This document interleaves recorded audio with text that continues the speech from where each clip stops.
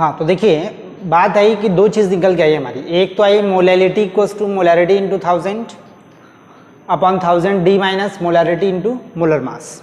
Clear है बात, ये तो पहले से जान रहे हैं आप। देखिए क्वेश्चन के हिसाब से हम लोग बात करते हैं, जो अभी मैंने आपको बताया कि मैंने बोला कि आपको एक एनसीईआरटी में क्वेश्चन दे रखा है जिसमें बोल रखा है क्या कि HNO3 जो है 69% है बाई मास, ये दे रखा है।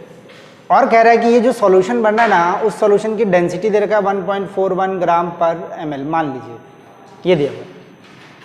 कह रहा है इसका क्या करिए आप, मोलैरिटी पता कीजिए, कैपिटल M पता कीजिए, फिर आप ये भी कह सकते हैं मोलैलिटी पता कीजिए, दोनों पता कीजिए।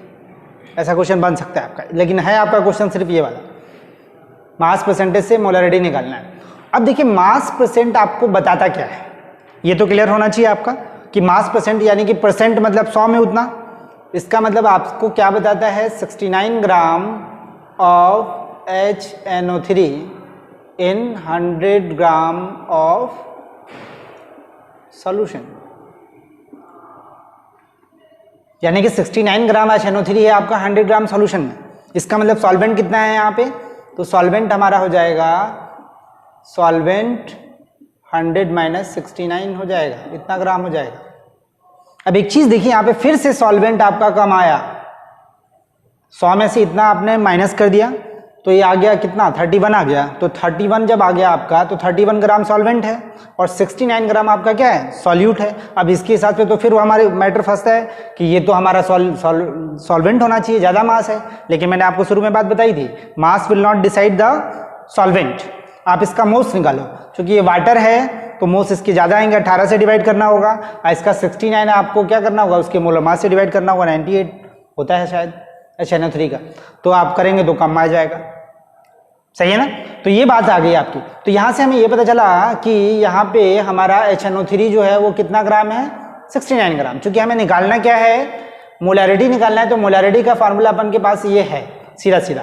तो अब मैंने क्या बोला, मास ऑफ सॉल्यूट तो मेरे पास ये है, फिर मोलर मास भी मेरे पास है उसका, फिर volume of solution in litre है जो मेरे पास नहीं है। लेकिन ये नहीं है तो इसका जरूर क्वेश्चन में कुछ ना कुछ ऑप्शन दिया होगा, तो इसके लिए दे रखा है मैं डेंसिटी। तो डेंसिटी की बात मैं करूं तो डेंसिटी इक्वल्स टू क्या होगा, डेंसिटी इक्वल्स टू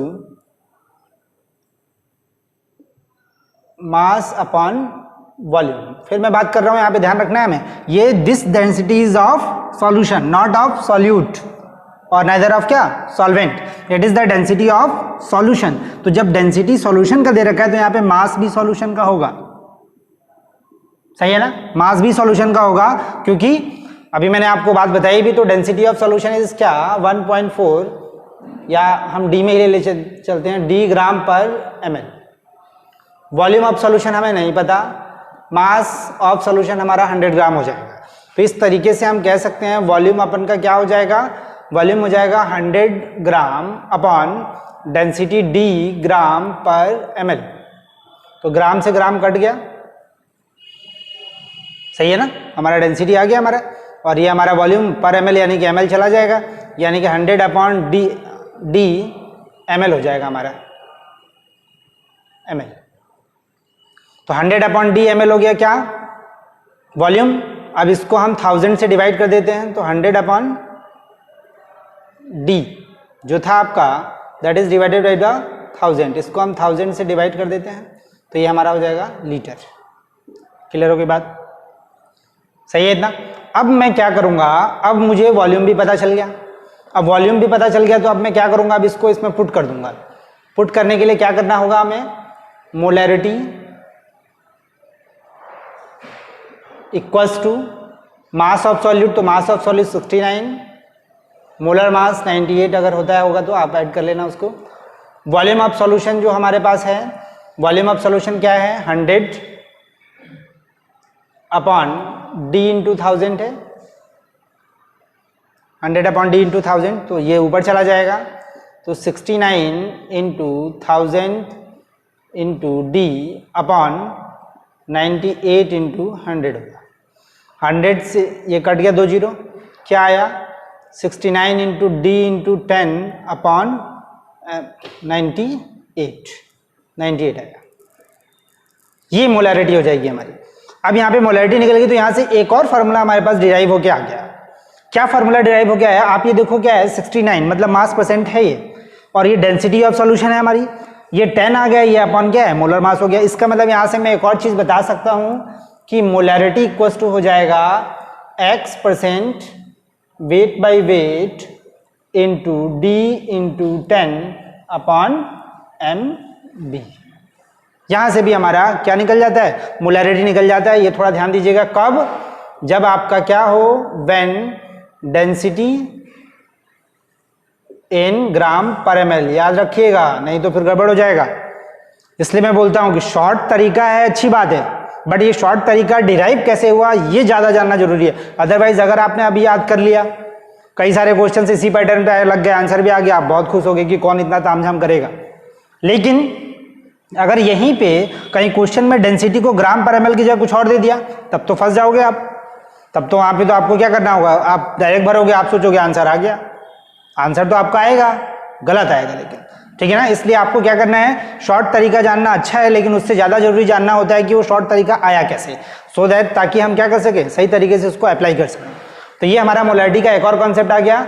एक मोलैरिटी थी हमारी, मोलैरिटी आ गई, अब मुझे मोलैरिटी यहां से मिल गई तो मैं यहां भर दूंगा, मोलैरिटी भी आ जाएगा, यानी कि इस क्वेश्चन को हमने लगा दिया सही तरीके से, है ना। अब ये जो मिला हमें, अब डायरेक्ट हम जब हमें ये सारी चीजें पता है तो अब हमें ये सब नहीं करना, डायरेक्ट इसमें भरना है। डायरेक्ट भरने के बाद हम क्या करेंगे, मोलैरिटी आएगा, मोलैरिटी को यहां पुट करेंगे, पुट करने के बाद सीधे मोलैरिटी आ जाएगा, सिंपल है, ठीक है। समझ में आ रहे नहीं आ रहे? हाँ, इस पे बहुत सारे क्वेश्चंस मिलेंगे आपको, मैं दूंगा आपको, क्वेश्चंस भी दूंगा, एनसीईआरटी में भी क्वेश्चंस होंगे, और भी कोई बुक्स अगर आप लगाते हो तो वैसे क्वेश्चंस मिलते रहते हैं आपके, तो कोई दिक्कत नहीं। और देखिए एक और चीज कि बहुत सारी बुक्स अगर आपके पास हैं तो आपको बहुत सारी बुक से थियरी नहीं पढ़नी चाहिए। एक आध बुक से थियरी पढ़ो आप, बाकी से आप क्वेश्चंस लगाओ, क्योंकि वही सही तरीका होता है। क्योंकि थियरी तो आप पढ़ते रह जाएंगे, उसका लिमिट नहीं है ना। क्योंकि कभी किसी बुक में लिखिएगा पूरा लेकिन सबका ओवरऑल जो सेंट्रल थीम होता है वो सेम होता है। तो अगर आप इसको देख भी ले रहे हो तो फिर बहुत जरूरत नहीं है आपको, अगर आप समझ रहे हो सबको सही तरीके से तो जरूरत नहीं है किसी थियरी वगैरह पढ़ने की, आपको इतना काम हो रहा है बहुत है। अब देखिए बात मैं करूंगा तो ये मोलैरिटी आ गई, मोलैरिटी आ गई, ये भी आ गया हमारा, ये रिलेशन भी निकल गया। अब एक रिलेशन में निकालता हूं किसके साथ, मोल फ्रैक्शन के साथ, क्योंकि वहां से भी बड़े सारे क्वेश्चन बनते हैं हमारे, ठीक है। तो मोल फ्रैक्शन के साथ में रिलेशन निकालता हूं किसका, मोलैरिटी का, यानी कि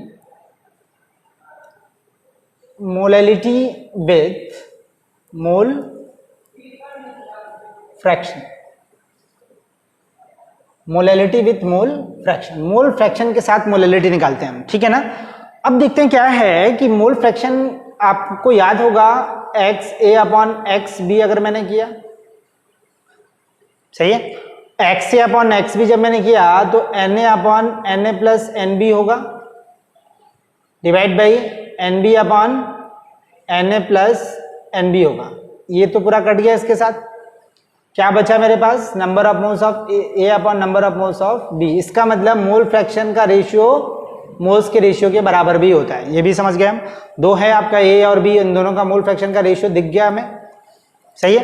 अब देखिए क्या करता हूं मैं, यहां पे मैं एक काम कर सकता हूं, XA/XB इक्वल्स टू NA है, NA को मैं लिख सकता हूं WA/MA molar mass into NB है हमारे पास। अब NB है तो मैं क्या करता हूं, सब ग्राम में है आपका, ये भी ग्राम में है आपका, यहां पे अब ग्राम में क्या करता हूं, दोनों साइड 1000 से मल्टीप्लाई कर देता हूं। क्यों मल्टीप्लाई किया, क्योंकि हमें क्या करना है, एक रिलेशन निकाल के लाना है। तो आप सोचोगे कि यहाँ पे 1000 के अलावा किसी और से मल्टीप्लाई करें तो फिर वो रिलेशन आएगी नहीं, आप कर भी लेंगे तो कोई इशू नहीं है, लेकिन वो रिलेशन आएगी नहीं जो निकल के आनी है। तो क्या होता है, ये दे रखा है आपको, तो आपको जब चीजें डिराइव दी रहती हैं तो डिराइव करने का तरीका वही होता है आपका। आप कुछ भी करोगे आपका आउटपुट वही आना चाहिए। अगर आप 100 करके वो वही आउटपुट ला सकते हो तो वेल एंड गुड, आप वही कर दीजिएगा, लेकिन ऐसा करने से होगा नहीं, है ना। तो ज्यादा इस पर सोचना नहीं होता है आपको, सोचेंगे तो फिर बहुत दिक्कतें क्रिएट होंगी, फिर हर कॉन्सेप्ट में दिक्कत क्रिएट होगी इस तरीके से। तो क्या किया मैंने, 1000 से दोनों साइड वो कर दिया, डिवाइड कर दिया। अब क्या हुआ, ये जो मेरा था ग्राम था, अब थोड़ा सा देखिएगा, यहाँ पे थोड़ा देखना है आपको, XA/XB इक्वल्स टू, मैं ऊपर 1000 बस लिख देता हूँ, एम ए कर देता हूँ और N B into 1000 upon W A कर देता हूँ। कोई प्रॉब्लम? ये हो गया हमारा। अब ये चीज हमारी हो गई, तो इस चीज को हम पूरी तरीके से कह सकते हैं क्या कि number of moles upon solvent in KG हो गया। जब ये इन्वॉल्व हो गया आपका, क्योंकि वो अपॉन ग्राम था, 1000 से आपने डिवाइड किया तो 1000 ऊपर चला आया, तो यानी कि सॉल्वेंट इन केजी हो गया। यानी कि पूरा मिला के क्या हो गया? मोलैलिटी हो गया। आ रहा है समझ में? नहीं आ रहा तो भी आप एक बार देखो जो मैंने किया, तो आपका मोलैलिटी हो गया ये। तो मोलैलिटी हो गया, इसका मतलब यहां लिख सकता हूं X A upon X B equals to 1000 upon M A into molality. आया मजा? निकल गया लिट्टी। अब लिट्टी को भेजो इधर, इसको भेजो इधर, इसको भेजो इधर, आ गया आपका रिलेशन। सिंपल है। तो क्या हो जाएगा? मोलैलिटी इक्वल्स टू 1000 गुणा mole fraction upon mole fraction of A into M A. ये हमारा फॉर्मूला एक डिराइव होके आ गया मोलैलिटी और मोल फ्रैक्शन का। कुछ आई बात समझ में? तो इस तरीके से क्या करेंगे, हम रिलेशंस निकाल लेंगे। फिर आप कहेंगे रिलेशन निकालने का क्या जरूरत है? तो जरूरत न्यूमेरिकल्स लगाने की क्या जरूरत है? अगर आपको न्यूमेरिकल्स नहीं लगाना है तो फिर रिलेशन मत जानिए, कोई दिक्कत नहीं है आपको, ठीक है ना। तो इसलिए हम रिलेशंस निकालते हैं ताकि हम क्या करें, किसी भी कॉन्सेप्ट को आसानी से क्या कर सकें, सॉल्व कर सकें। तो ये चीज हमारे पास आ गई। कई सारी चीजें अभी लग रहा होगा हैच पैच कंडीशन में यहाँ क्या हो रहा है, वहाँ क्या हो रहा है, कोई इशू नहीं है उसका। अभी जब हम लोग क्या करेंगे, सारे कॉन्सेप्ट को, सारे जो भी शॉर्टकट है एक जगह लिखेंगे ना, तो क्वेश्चंस आते ही आपको समझ में आने लग जाता है कि कौन सा कहाँ लगाना, ठीक है ना। लेकिन बार बार मैं कह रहा हूं कि शॉर्ट तरीका जानना अच्छा है, लेकिन शॉर्ट तरीका जानने के साथ साथ हमें ये जानना चाहिए, बहुत जरूरी है कि वो आया कहां से। अगर ये जानेंगे वो आया कहां से, तो आपके बोर्ड में भी अच्छे नंबर आ जाते हैं, आरटीजेई अगर जेईई मेंस और नीट में भी अच्छा कर जाते हो आप, है ना। अदरवाइज आप एक्सप्लेन नहीं कर पाते हो। जब तक आप एक्सप्लेनेटरी नहीं बनेंगे, आप जब तक आप अपने चीज़ों को एक्सप्लेन नहीं कर पाएंगे, वो कॉन्सेप्ट कभी बन नहीं सकता। आप खाली फार्मूला लगा के, फार्मूला याद करके बस आप ये कर सकते हो कि उस टाइप का क्वेश्चन आए तो भर देंगे हम, आ जाएगा आंसर। तो बस एक उस पैटर्न पे अगर क्वेश्चन आएंगे तो लगेगा, लेकिन अगर पैटर्न से हट के जहाँ भी क्वेश्चन आए तो फिर वहाँ गड़बड़ होगा, ये याद रखिएगा आप लोग। चलिए, तो ये मेरी बात होगी। अब मैं क्या करूंगा, इन सबको एक जगह शॉर्ट तरीका लाके रखूंगा। तो ये बहुत सारी बातें हो गई, यानी कि कंसंट्रेशन के विषय में कि क्या क्या देख। तो देखते हैं, एक जगह सारे इक्वेशंस को मैंने लिख दिया, शॉर्टकट जो भी है आपका।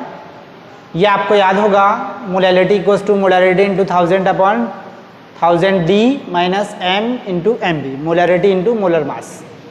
दूसरा है मोलैरिटी, कैपिटल एम मतलब मोलैरिटी, बार बार बता रहा हूँ, स्मॉल एम मतलब क्या, molality. x% into D into 10 upon M B, अभी जस्ट हुआ। लेकिन ये कब लगेगा, थोड़ा सावधान रहना पड़ेगा हमें, तो इस पर याद रखना पड़ेगा कब यूज होगा, कब यूज होगा, ये थोड़ा ध्यान रखना है। कब यूज होगा कि जब आपकी डेंसिटी ग्राम पर ml में हो, क्योंकि उसी हिसाब से हमने इसको डिराइव किया था। स्ट्रेंथ आपको शुरू में निकाल के बताया, मोलैरिटी इंटू मोलर मास या नॉर्मेलिटी इंटू इक्विवेलेंट मास।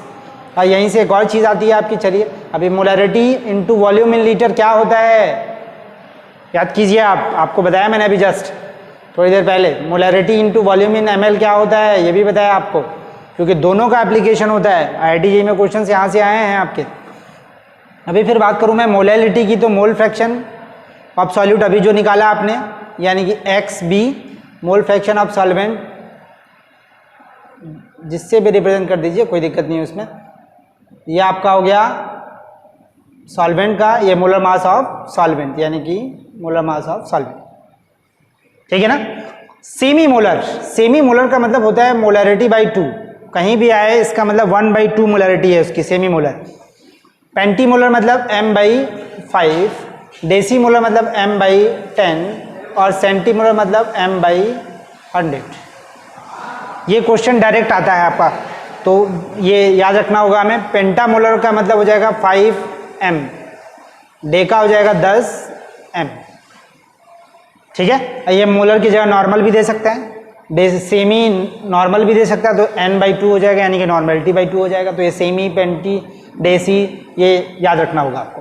तो ये हमारे हो गए पूरे क्वेश्चंस, यानी कि यहीं से सारे क्वेश्चंस हमारे लगने हैं। और यहाँ से एक और चीज़ आपको निकल के आई थी कि मोलैरिटी इक्वल्स टू क्या बोला गया था, मोलैरिटी या यूं कहा जाए normality equals to molarity into N factor भी तो आया था, ये भी निकल के आया था हमारा, तो वो भी बात हो गई हमारी। अब क्या होगा, मान लीजिए एक क्वेश्चन है मेरे पास, तो सिंपल चीज़ है, मैं उसको देख के बस कोरिलेट कराना चाह रहा हूँ आपको। कह रहा है कि 250 ml आपको वॉल्यूम है आपका, कह रहा है what amount of oxalic acid required to obtain 250 ml of semi molar solution. तो सेमी मोलर पहले क्लियर होना चाहिए, सेमी मोलर मतलब m/2 हो गया आपका। तो मोलरिटी आपको पता चल गई, क्या पता करना है, अमाउंट पता करना है। अमाउंट का मतलब क्या हुआ हमारा, मास पता करना है, मास। तो देखिए क्वेश्चन जो होते हैं ना, न्यूमेरिकल्स जो होते हैं केमिस्ट्री के, वो न्यूमेरिकल बेसिकली आपके डिपेंड करते हैं आपके सीधे सीधे फॉर्मूले से। क्वेश्चन समझना आपको आना चाहिए, उससे रिलेटेड फार्मूला आपको याद होना चाहिए। आप लगाने से पहले आप ये सोचो कि क्या क्या आपको गिवन है और क्या निकालना है एग्जैक्टली। तो क्वेश्चन का लेवल बढ़ता है। वो क्या होगा कि एक तो डायरेक्ट क्वेश्चन आ जाएंगे तो डायरेक्ट आप भर देते हैं, निकल जाता है आंसर, सिंपल बोर्ड लेवल चाहे हो गए क्वेश्चन। थोड़ा सा छुपा के देगा तो थोड़ा सा और आगे बढ़ा, वो और कठिन बनाना है क्वेश्चन को, तो जो छुपा के देगा उसका रिलेशन किसी दूसरे चैप्टर के साथ दे देगा, तो वो दूसरा वाला चैप्टर आपका क्लियर होना चाहिए। वहां से आप कॉन्सेप्ट निकाल के लाते हैं तो अब यहाँ पे अप्लाई करते हैं। तो यही लेवल होता है क्वेश्चंस का, इसी तरीके से क्वेश्चंस के लेवल बढ़ते हैं। होता सब यही है। लोग कहते हैं कि सारे क्वेश्चंस आते हैं आपके एनसीईआरटी से, तो आते हैं भाई, आप कहीं चले जाइए किसी भी एग्जाम में आते तो क्वेश्चन एनसीईआरटी से ही है। बात अलग है कि लेवल अलग हो जाता है। लेवल का मतलब यही हो जाता है कि इंटरमिक्सिंग ऑफ द चैप्टर्स हो जाते हैं, आपस में चैप्टर्स मिल जाते हैं, कॉन्सेप्ट मिल जाते हैं। अब चारों चैप्टर हैं, वो चारों चैप्टर आपका क्या हुआ, जैसे मान लीजिए सॉल्यूशन कर रहे हैं आप, सॉल्यूशन में मान लीजिए आ गया गिब्स एनर्जी आ गया, तो थर्मोडायनामिक्स आनी चाहिए आपकी, है ना। तो उसी तरीके से कई सारी बातें हैं, ठीक है। तो इसलिए आपको ध्यान रखना है। तो यहाँ पे हमें क्या पता है कि अमाउंट ऑफ ऑक्जेलिक एसिड आपको निकालना है। तो अमाउंट ऑफ ऑक्जेलिक एसिड निकालना है जब आपको, तो आप ये देखो कि दिया क्या है, मोलैरिटी दे रखी है आपको, वॉल्यूम भी दे रखा है आपको। तो मोलैरिटी का फॉर्मूला क्यों ना मैं लिख दूं, molarity equals to mass of oxalic acid, molar mass of oxalic acid, volume in litre. तो वॉल्यूम कितना है, 250 ml दे रखा है, तो 250/1000 कर देंगे, लीटर हो जाएगा हमारा।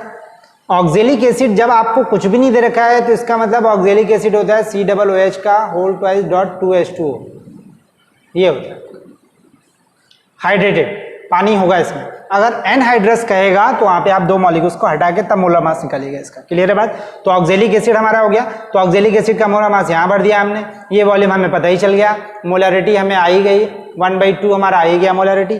तो बस क्या करना है आपको, इसको इधर, बाकी तो आप मैथ जानते ही, मैथ का यूज करके निकाल लीजिए, आपको निकल के आ जाएगी मोलरिटी क्या होती है। सही है। तो ये कुछ बात होंगी। जैसे दूसरा क्वेश्चन हमारा हुआ, कैलकुलेट M एंड M, यानी कैपिटल M स्मॉल m निकालना है। तो कैपिटल M स्मॉल n जैसे ही आया आपके दिमाग में क्या आना चाहिए, फॉर्मूला आ जाना चाहिए कि what is the relation among them, between them. और भी हमें समझ में आना चाहिए कि अगर इनके बीच में रिलेशन क्या है, ये क्लियर होना चाहिए हमारा। तो जैसे ही क्वेश्चन आप पढ़ते हो तो क्वेश्चन पढ़ते ही आपको फॉर्मूला एकदम याद हो जाना चाहिए कि उससे रिलेटेड कौन सा फार्मूला है। अदरवाइज करते क्या है कि हम खट से क्वेश्चन पढ़ते हैं, लिखना स्टार्ट कर देते हैं, आगे जाके रुक जाते हैं। ठीक है ना। तो हमें क्या करना है कि क्वेश्चंस को सही तरीके से पढ़ना है और सोचना है कि उस पर कौन से फॉर्मूले लगने हैं। क्योंकि देखिए सिंपल तरीके से मैं आपको कॉन्सेप्ट बता रहा हूं, अभी आगे चलेंगे हम IIT JEE नीट एडवांस सब क्वेश्चंस लगाएंगे और ऐसी बेस पे सारे क्वेश्चंस लगेंगे, आप देखिएगा। तो क्या है आपका दिया, क्या है, मास परसेंटेज दे रखा है, बाई वेट दे रखा है, मास परसेंटेज बाई वेट दे रखा है और स्पेसिफिक ग्रेविटी दे रखी है। इसका मतलब क्या होता है, स्पेसिफिक ग्रेविटी का मतलब क्या होता है, और देखिए इसका कोई यूनिट भी नहीं है। स्पेसिफिक ग्रेविटी का मतलब ग्रेविटी नहीं होता है, स्पेसिफिक ग्रेविटी का मतलब होता है आपका रिलेटिव डेंसिटी, यानी कि किसी भी चीज का density with respect to the water निकाला गया, यानी कि H2SO4 का डेंसिटी निकाला गया respect to the water at 4 degree centigrade, तो उसको बोला गया स्पेसिफिक ग्रेविटी। यानी कि इसीलिए क्या है, यूनिटलेस है, कोई यूनिट नहीं है, क्योंकि ऊपर भी डेंसिटी आ रहा है नीचे भी डेंसिटी, रेशियो, किसी भी चीज के रेशियो का कोई यूनिट नहीं होता है, क्योंकि दोनों ऊपर नीचे क्या होता है, कट जाता है। तो ये बात हो गई। अब आप देखो कि अब मेरे पास क्या है, मास परसेंटेज भी है, मेरे पास डेंसिटी भी है। तो मास परसेंटेज भी है, डेंसिटी भी है, निकालना क्या है मुझे, मोलैरिटी निकालनी है। तो रिलेशन मुझे मोलैरिटी का पता है, ये वाला है ना। तो रिलेशन मुझे पता है, तो रिलेशन पता है तो मैं वहां पे खट से भर दूंगा अपना। क्या करना है, मोलैरिटी इक्वल्स टू एक्स जो है 25 into D 1.2 into 10 upon molar mass. Molar mass जो आ जाए, आता है ना मोलर मास निकालना, इसके सब एटॉमिक मास को जोड़ दीजिए। तो ये हो गया हमारा। तो अभी जैसे मोलैरिटी आ गई तो मोलैरिटी के बाद हमारे पास ये फार्मूला है, मोलैरिटी यहां भर दीजिए, इसमें सॉल्व कर दीजिए, आपका मोलैरिटी भी आ जाएगा, दोनों निकल जाएगा आपका यहां से। इसके अलावा ये तो दो डायरेक्ट मेथड हो गए, इसके अलावा भी निकालना चाहते हैं आप तो मोलैरिटी आप ऐसे भी निकाल सकते हैं। मोलैरिटी इक्वल्स टू 25% मतलब उतना मास हो गया, 25% मास हो गया, यानी कि 25 ग्राम हो गया वो, उसका मोलर मास हो गया H2SO4 का, मोलर मास H2SO4 का हो गया यहाँ पे। फिर वॉल्यूम इन लीटर है, तो वॉल्यूम हमारे पास डेंसिटी है ना, तो density equals to mass upon volume हो जाता है। तो density equals to mass upon volume हो जाता है, तो यहाँ से आप निकाल सकते हो कि डेंसिटी कैसे निकलेगी, मास अपॉन वॉल्यूम। तो volume equals to mass upon density, अभी जो लगाया था HNO3 वाला वैसा ही क्वेश्चन है, तो वहां वैसे भी कर सकते हैं। बोलिए समझ में आया ये सब। तो ये कुछ बातें हो गई हमारी किस चीज की, कंसंट्रेशन से रिलेटेड कुछ टर्म्स हो गए, उस टर्म्स से थोड़ी मोड़ी बात हो गई हमारी कि इस तरीके से न्यूमेरिकल्स हमारे लगेंगे। आप क्लास 12 के अगर सेकंड चैप्टर में चले जाइए तो मुझे लगता है 12-13 क्वेश्चंस तो इसी बेसिस पे होंगे, डायरेक्ट फॉर्मूले पे, कुछ भी इधर उधर नहीं करना है। एक का क्वेश्चन उसमें है जो अभी मैं आगे कौन से बताऊंगा उस पर लगेगा, अदरवाइज वो अभी लगेगा नहीं, ठीक है ना। तो ये पूरी बात हो गई हमारी कि कौन कौन से कंसंट्रेशन होते हैं। थोड़ा सा ध्यान रखना है आपको कि सबसे पहले कितने टर्म्स हैं, फिर टर्म्स के बाद उनके आपस में रिलेशंस क्या हैं। एक बार में नहीं आएगा, बार बार आपको लिख के थोड़ा देखना पड़ेगा, समझना पड़ेगा कि क्या क्या मैंने बताया आपको, क्या क्या हैं चीजें इसमें, ठीक है ना। इसके बाद मैं आपसे बात करूंगा कि अभी तो मोलैरिटी ऐसे निकाला, अब इसके बाद हम लोग बात करेंगे कि दो सॉल्यूशंस को जब मिला देंगे हम तो क्या होगा, how we can find out the molarity of a mixture of solution. Different mixture of solution अगर आ जाए तो उस कंडीशन में हम मोलैरिटी कैसे निकाल पाएंगे। वहीं पे कई 2-3 केस वहां पे भी अराइज होंगे कि दोनों मिला तो क्या दोनों सेम है, हो सकता है एक एसिड हो एक बेस हो तो प्रॉब्लम क्रिएट होगी वहां पे, हो सकता है इलेक्ट्रोलाइट हो तो टूटेगा वो, तो कई तरह की वहां पे केस अराइज होंगे। वही क्वेश्चन थोड़ा सा टिपिकल टाइप, टिपिकल मतलब इनसे हट के हो जाते हैं, ठीक है ना। होता तो यही है, फॉर्मूला यही होता है, सारा चीज यही होता है, बस वहां पे समझना होता है। जो मैंने बोला ना कि लेवल बढ़ता है, तो लेवल बढ़ाइए आप, कॉन्सेप्ट को पहले बनाइए, थियरी को अच्छे से पढ़िए, जानिए, तब आप न्यूमेरिकल्स लगाएंगे तो आप उस तक पहुंच पाएंगे, ठीक है। चलिए फिर, थैंक्स।